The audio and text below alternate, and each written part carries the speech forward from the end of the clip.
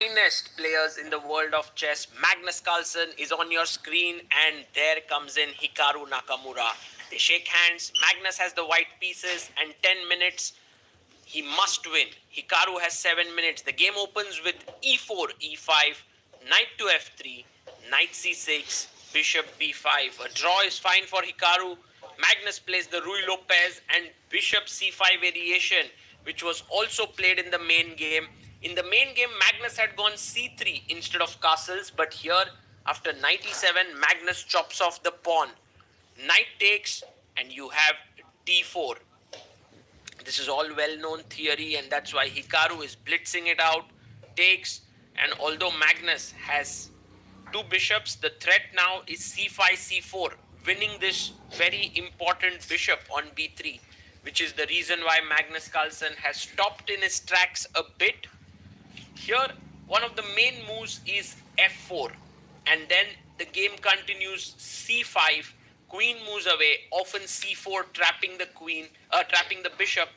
But let's see what Magnus is doing here. Maybe he has some prep which he's trying to remember. This is a very important moment of the game, because if he does not get anything out of the opening, it's very difficult to outwit a player like Hikaru Nakamura. Magnus goes c3, and Hikaru is still in his prep. He goes castles. That's amazing. c3 idea is that you make a square for your bishop on c2, and now Magnus plays bishop f4, and there you can see Hikaru trying to look away, trying to remember his prep. This is not a very common move, bishop f4, because generally you want to put your pawn there, but Magnus has kind of understood that he can pull back his bishop and then play f4. Bishop comes to b7. Hikaru's moves have been very natural. He gains space, attacks e4, Magnus defends it. There's only one problem in black's position, and that is the d6 pawn. It's backward, but all other pieces are excellent. Knight g6 makes a lot of sense, but Hikaru goes queen c7. Maybe not the best move there, but it's logical. He wants to bring his rooks into the center of the board, maybe push the bishop away. Knight can then settle down on d3 perhaps. Magnus brings his bishop back to c2, and Hikaru brings his rook out. And you can see that d5 is a move that can become an idea later on, but Magnus is not really afraid of d5, especially with this pin which is coming in. Knight comes out to d2.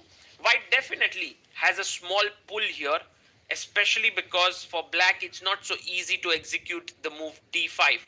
Also, this bishop on this diagonal is quite well placed. You can see that even if it is attacked here, you can push it back to g3 and then later on play f4. Hikaru plays queen c8. And what is his idea here? Maybe is he trying to go queen g4 to trade queens? Could be one of the ideas in this position, to bring the queen to g4. So Magnus goes queen h5. Very interesting move, because now if you play queen g4, I can take and play bishop g3.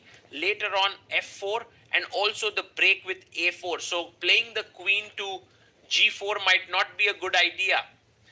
Logical move is to bring your knight to g6.